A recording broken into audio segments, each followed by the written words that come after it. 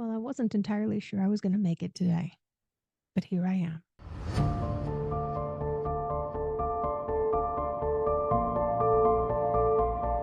Thank you so much for joining me again today.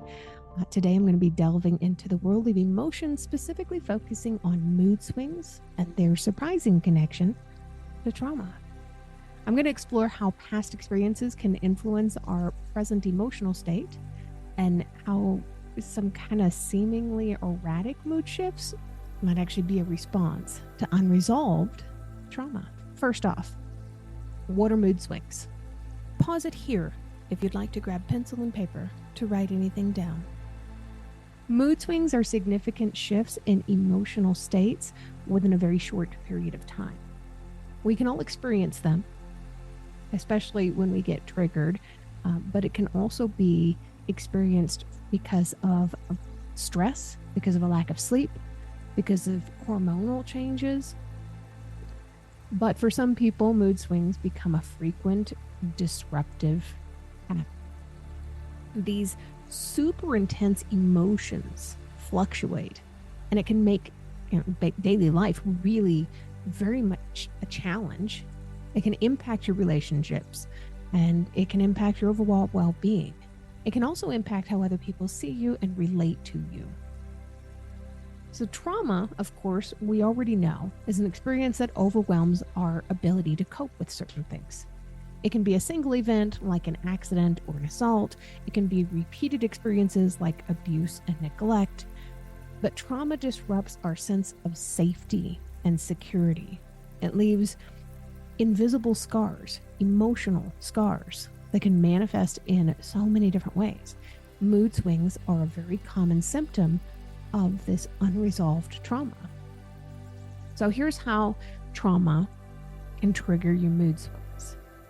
There's something called an emotional dysregulation. So trauma can damage the part of the brain that's responsible for regulating all of your emotions.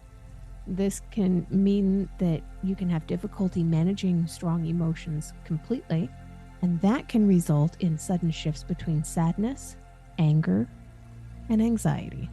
There are certain sights or sounds or situations that can all act as triggers, and they can bring back really overwhelming memories and cause emotional upheaval. Now, previously in another episode, I did talk about hypervigilance. So after trauma, we become hypervigilant, paying attention to everything around us and scanning our environments for threats constantly.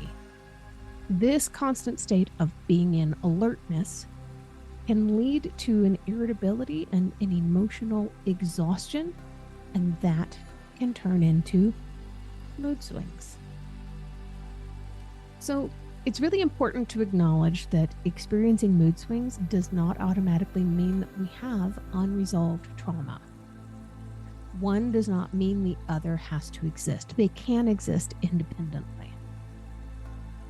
However, if mood swings are frequent, disruptive, and accompanied by other trauma symptoms like flashbacks and nightmares, you might want to start thinking about looking into some professional help.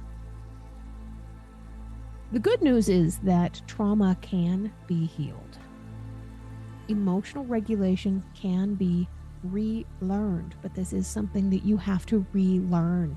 This isn't something that's just going to automatically come back to you. So therapy does play a pretty crucial role with this.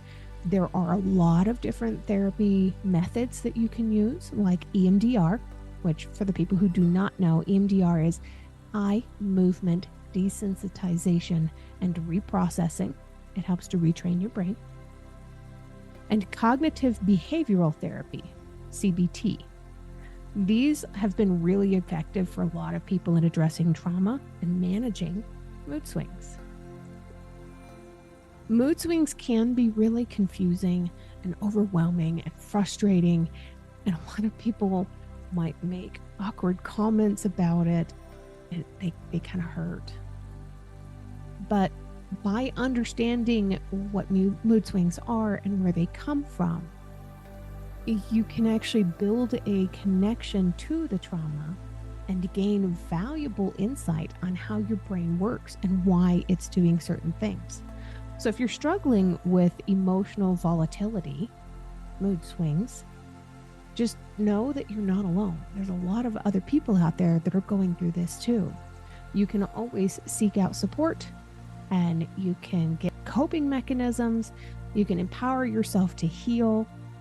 All of this stuff is really important for you to be able to move beyond what it is that you've experienced in your past. So there's a difference between mood swings and bipolar disorder too.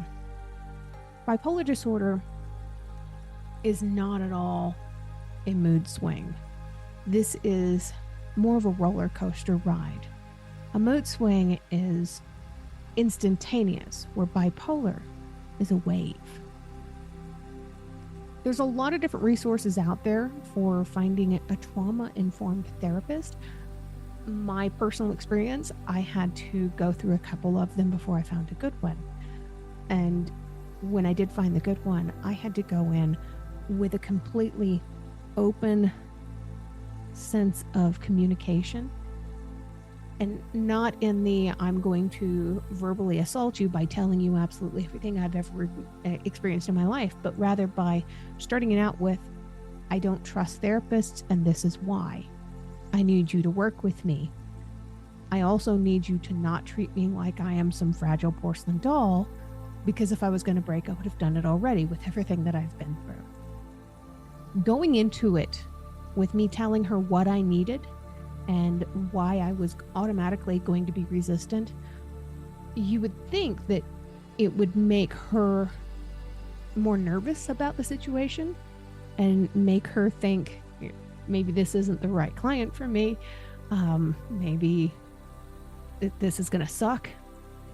Instead, it gave her the tools that she needed to be able to work with me better. It was amazing.